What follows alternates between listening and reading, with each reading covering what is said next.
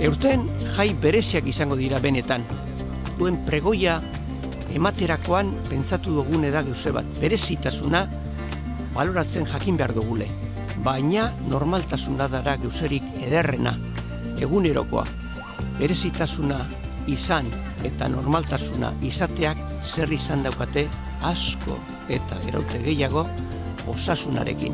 Eta osasuna ez da bakarrik ambulategien, baita ere gure inguruan eta gure gizartean, ez du. Niretzat Galdakoko txupinera izatea kristonorea da, eta patxikuntzat be bai, azkenean talde moduen aukeratu gaitu jai batzordeak, eta hori asko eskertu behar dugu gure aldetik, eta baita udaletxeari be bai.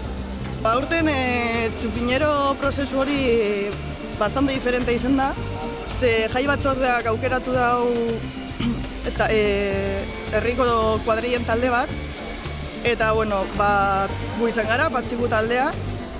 Galdakoko jaiek dekien gauzarik onena da kuadrien arteko txapelketa. Nik uste dut hori dela esentzia handie, eta bueno, herritarrak eta galdakotarrak be zerikus asko dekie, zeurekoarik ezingo genduzan jaiak ospatu. Baina, bueno, kuadrien arteko pike sano hori eta ondorengo paskarek eta hori dana kristonak dire, así que horregaz geldituko nintzen nik. Gora kuadrillak eta gora Santa Cruzak.